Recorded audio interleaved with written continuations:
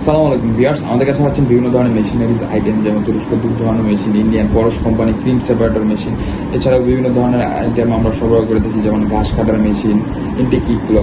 তো আজকে আপনাদের সাথে একটি মেশিন নিয়ে যেটি কথা বলবো, সেটি হচ্ছে আপনার তুরস্কের দুধ দোহানোর মেশিন। তো এই তুরস্কের দুধ দোহানোর মেশিনের সাহায্যে আপনাদের সুবিধাটা কি?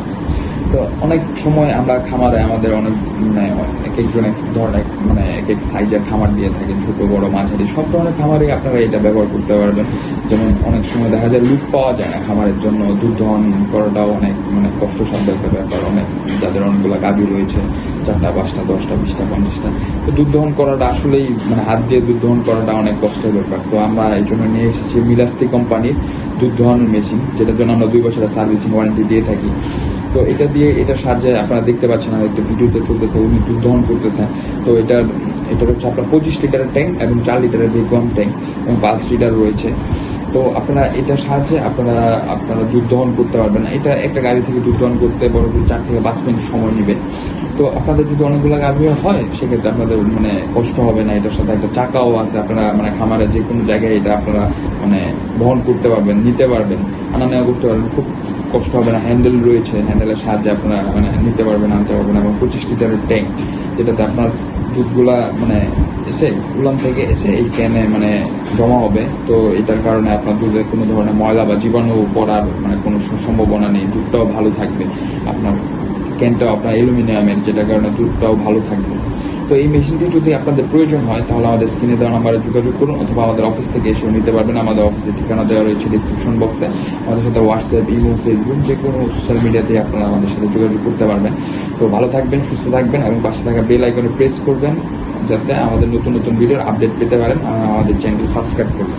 ভালো থাকবেন এবং দেখতে থাকুন কীভাবে দুধ দহন করা হচ্ছে। আসসালামু আলাইকুম।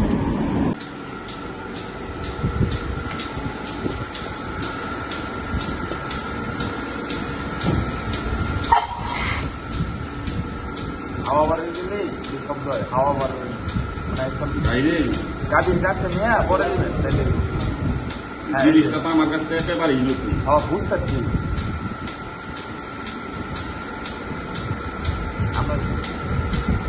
এটা যে আমি যেই গরুগুলার যে কাজ করতেছি, এটা আপনি বুঝছেন। আমি কিন্তু আমি আমার দর বয় কম দেখে আমি করতেছি। ভাই বিশ্বাস করেন ভাই, প্রথম জেনে নিয়ে গেছি 80% টাইমেই ভয় পায় বা লাগাইতে হবে না, বাবা নিজে গিয়ে লাগাইতে হবে।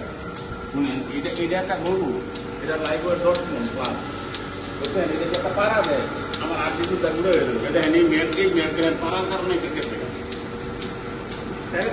প্রেশারটা ভালো করে দিতে হবে। হ্যাঁ, আমি জানি না। এটা হলো আপনার এই যে টিক সাউন্ড হইতেছে না, এটাই প্রেশারটা নিয়ন্ত্রণ করে, এটা কোনো কম নেই। এটা বলে